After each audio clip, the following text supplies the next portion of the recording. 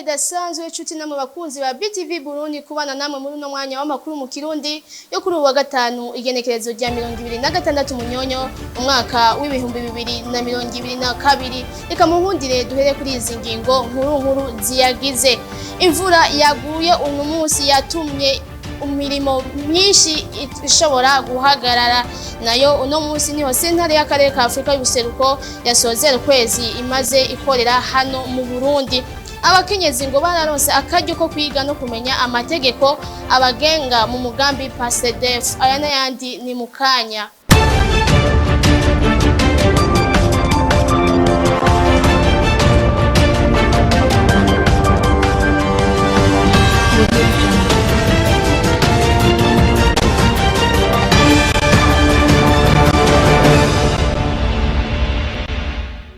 Imvura yaguye kuri uyu wa gatanu yatumye hibonekeza imyuzurira mu gisagara ca Bujumbura ku mugwa mukuru w'ubutunzi. Abene gihugu bagasaba leta gusanura amabarabara ngo kuko bituma ubuzi butari buke buhagarara. Ni inkuru ya Kente Bizimana. Mu gisagara ca Bujumbura ku mugwa mukuru w'ubutunzi haribonekeza imyuzurira y'amazi igihe haguye imvura nyinshi, ivyo bikaba biva ku mazi aca mu mifurege mito mito bigatuma irengerwa. Ivyo bigatuma uruja n'uruza rw'abantu ndetse n'abiyunguruza mu mamodoka bitaborohereza, aho abagenda n'amaguru bari amahera kugira babajabutse babahetse. Abene gihugu bagasaba leta ko yobakorera mu barabara kuko iyo imvura iguye imirimo itari mike ica ihagarara. Uno munsi niho sentare y'akarere ka Afrika y'ubuseruko yasozera ukwezi imaze ikorera ngaha mu Burundi. Ni mu gihe hariko hahimbaza imyaka 20 imaze ikora ikaba imaze kwakira imanza zingana na 24.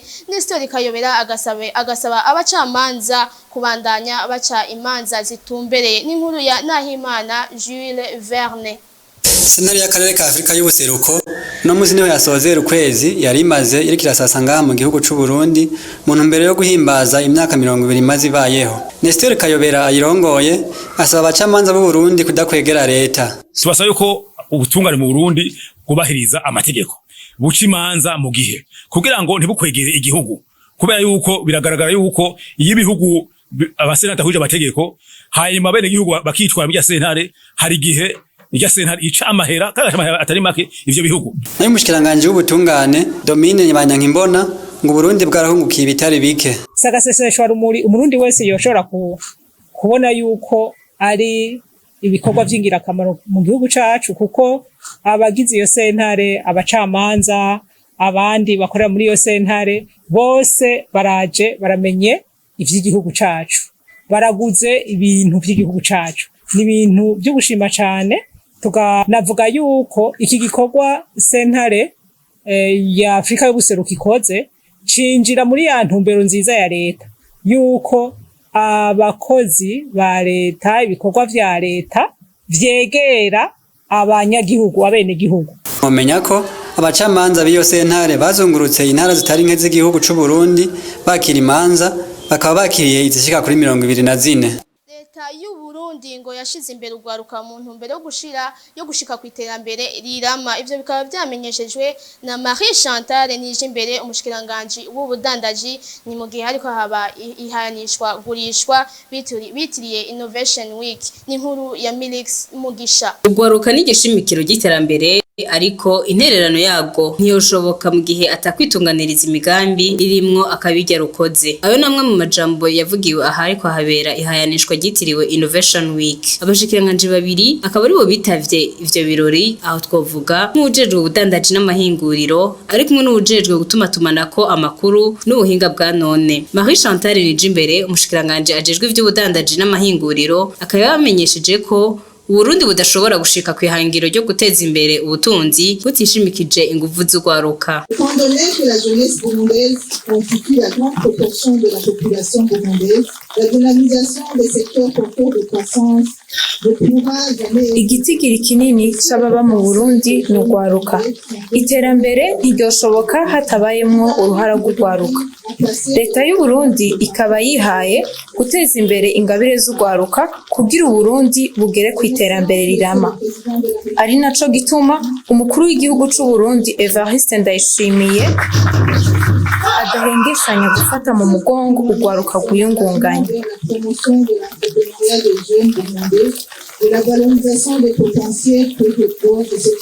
Nayo Kuwasi Nicole aserukira ishirahamwe PNUD Burundi rifashe mu mugongo ico gikorwa akaba yamenyesheje ko mu ntumbero yo gushigikira ukwitunganiriza imigambi ifise akabirya ishirahamwe PNUD Burundi rizotanguza mu mwaka w'ibihumbi 2022 umugambi bise Burundi Youth Innovator uzofasha ugwaruka kwiyumvira no gushira mu ngiro imigambi mishasha. Mushikiranganje w'ubudandaji n'amahinguriro aho Chantal Nijimbere akaba yateye akamo ugwaruka ngo babandanye bahinyanyura imigambi yabo. Abakenyezi ngo bararonse akaryo ko kwiga no kumenya amategeko abagenga n'ayabakingira, ivyo bikaba ari bimwe byari mu mugambi PASEDEF, bikaba byavuzwe n'umwe yaserukiye amashirahamwe yigenga hano mu Burundi. N'inkuru ya Ange Sherisa Nzeyimana. Muri urwo ruganda rwo kurabira hamwe ibijanye n'umugambi w'agateka k'abakenyezi hamwe n'amategeko abagenga, ngo n'umugambi wihaye ihangiro ryo gukahiriza ubwenge amashirahamwe yigenga nk'uko bivugwa na Nadege Yengaye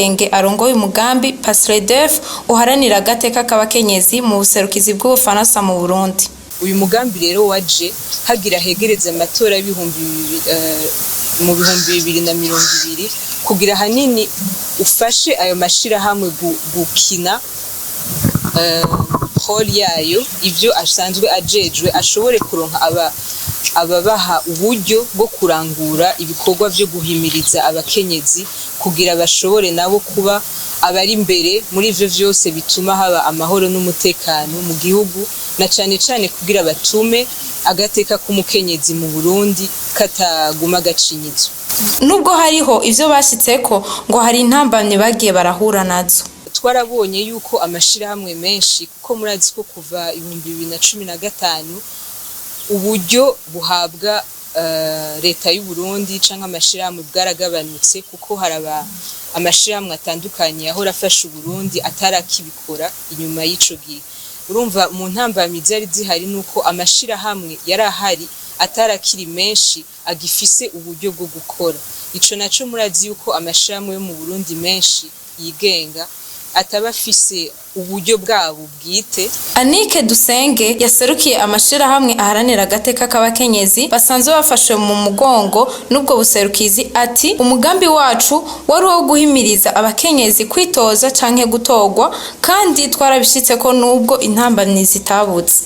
Guhimiriza abakenyezi kugira ngo babe batangure kumenyera gufata ijambo, bamenyere gufata ijambo en public, bamenye amategeko abagenga, abaproteja, abakingira, amategeko akingira abakenyezi arahari mugabo wenyene ntayo bazi. Ntitwashoboye guhura nazo canke bo bahuye nazo ni mu gihe bariko bariyamamaza. Murazi ko ata muntu yitoza atabanje kwiyamamaza. Igihe rero bariko bariyamamaza baragiriwe iterabwoba ritandukanye, bakarigirirwa abantu b'abagabo babereka ko atacu bashoboye, barebeka ko ata mugore ashobora kuja mu ntwaro. Mwomenya ko uwo mugambi PASEDEF watanguye mu mwaka w'ibihumbi 2019 n'ibihumbi 2020, uno musi bakaba bahejeje igice ca mbere.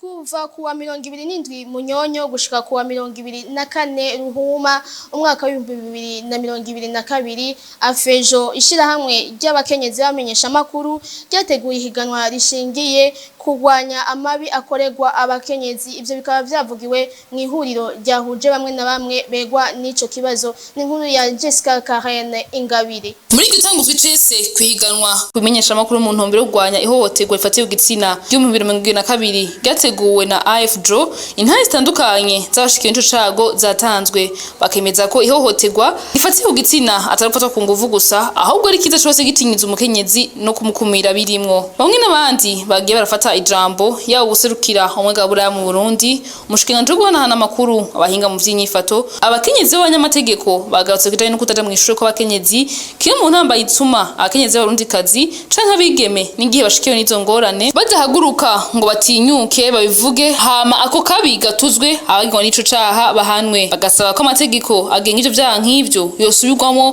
kugira ngo igihe bishitse izo manza ntizitebe. Iryo higanwa rikaba rishigikiwe na La Benevolence ya Burundi zotangura kwa 70 munyonyo gushika kwa 24 ruhuhuma mwaka 2022 ubushinga zotangwa kwa 8 ntwarante aho hahimbazwa umunsi mpuzamakungu wahariwe agateka k'abakenyezi. Indwara y'amatwi ngo ni indwara ihari kandi ivugwa nk'izindi ndwara zose, ivyo bikavugwa na muganga Leonari biva hagumye arongoye Centre Caleb, akaba yabivuze kuri uno munsi mu gihe hariko harahimbazwa umunsi mukuru wahariwe indwara y'amatwi. N'inkuru ya Penyera Kaze Mwami.